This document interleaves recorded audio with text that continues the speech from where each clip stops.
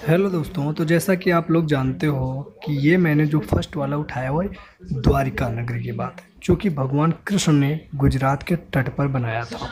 ये पहला रहस्य है। वैज्ञानिक तो आज भी नहीं समझ पा रहे हैं कि ये वही नगरी है या नहीं, क्योंकि यहाँ पर जब उन्होंने सर्च किया, पूरा जितना भी खोज किया है, तो उनके जो अवशेष मिले हैं उस पर आज अभी तक क्लियर नहीं हो पाया है कि ये वही नगरी है या नहीं है, जो कि एक बहुत बड़ा रहस्य आज बना हुआ है।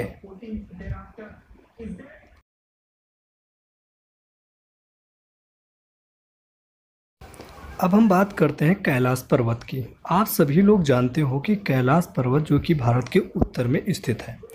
फिलहाल तो इसमें चाइना का हक है, लेकिन ये कभी भारत का ही भाग हुआ करता था और यहाँ पर सनातन धर्म के लोग पूजा करना चाहते हैं। लेकिन क्या आप जानते हैं कि वैज्ञानिक लोग कैलाश पर्वत को लेकर क्यों परेशान रहते हैं, क्यों इस पर अपनी दिलचस्पी दिखाते हैं? इसके कई कारण हैं। वैज्ञानिकों के अनुसार कैलाश पर्वत इस पूरे पृथ्वी का केंद्र है। उनके अनुसार इसे एक्सिस मुंडी भी कहते हैं। एक्सिस मुंडी उसे बोला जाता है जो ध्रुवीय, भौगोलिक या आकाशीय रूप से बीच का केंद्र हो, उसे ही एक्सिस मुंडी बोलते हैं। ये भी बोला जाता है कि कैलाश पर्वत के पास अलौकिक शक्तियाँ हैं। अलौकिक का मतलब ये हो गया कि प्राकृतिक के साथ साथ अप्राकृतिक शक्तियाँ भी मौजूद हैं।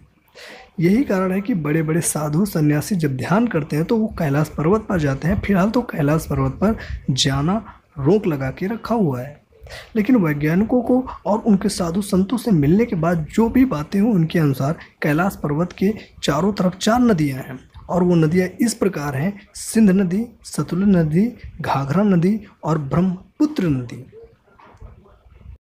यहाँ पर ऐसा ये भी बोला जाता है कि यहाँ पर एक मीठे पानी की झील है और दूसरी खारे पानी की झील। जो मीठे पानी की झील है वो सूर्य के समान बना हुआ है, और जो खारे पानी की झील है वो चंद्र के समान बना है। कुल मिला के सकारात्मक और नकारात्मक शक्तियों का भी केंद्र है।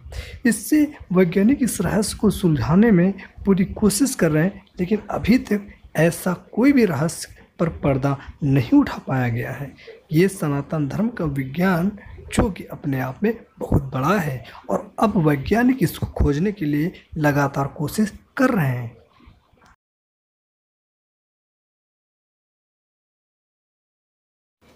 वैसे तो भारत में गुफाओं की कोई कमी नहीं है, लेकिन फिर भी कुछ गुफाओं के बारे में जान लेना ज़रूरी है।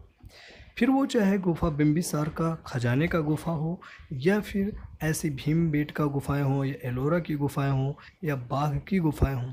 सबसे इंटरेस्टिंग बात तो ये इसमें है कि आज तक वैज्ञानिक या इतिहासकार यही नहीं पता लगा पाए कि ये गुफाएं क्यों बनाई गई, किस लिए बनाई गई, कब बनाई गई, किसके कारण बनाई गई, और सबसे ज़रूरी जो इंटरेस्टिंग इसमें पॉइंट आता है वो ये कि ये किस सन में बनाई गई। कुछ को तो लगता है कि ये आज से 12,000 वर्ष पूर्व बनाई गई, तो कुछ का मानना है कि ये 35 से 40,000 वर्ष पूर्व बनाई गई गुफाएं हैं। अब सोचने और समझने वाली बात यह है कि आज तक वैज्ञानिकों का इसका अंदेशा तक नहीं लग पाया कि ये गुफाएं कब और किस लिए और क्यों बनाई गई। ये भी एक बहुत बड़ा रहस्य बना हुआ है।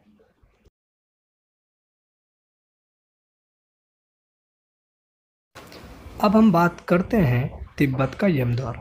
अखंड भारत का ही ये हिस्सा हुआ करता था तिब्बत।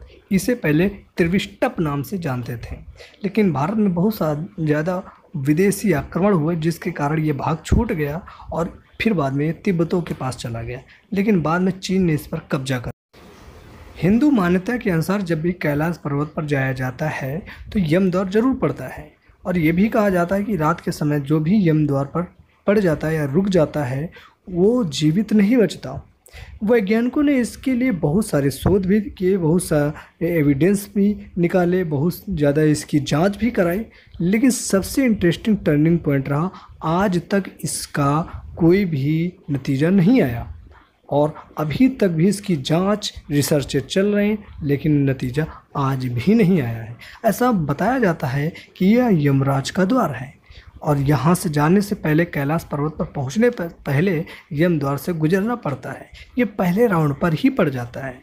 तो आज हमने ऐसी बातों की चर्चा की है जिससे आपसे अगर कोई कभी पूछता है कि कुछ रहस्यमय चीज़ें हैं जो वैज्ञानिक नहीं जान पाए हैं, तो आप इनको फटाफट बता सकते हैं, उत्तर दे सकते हैं।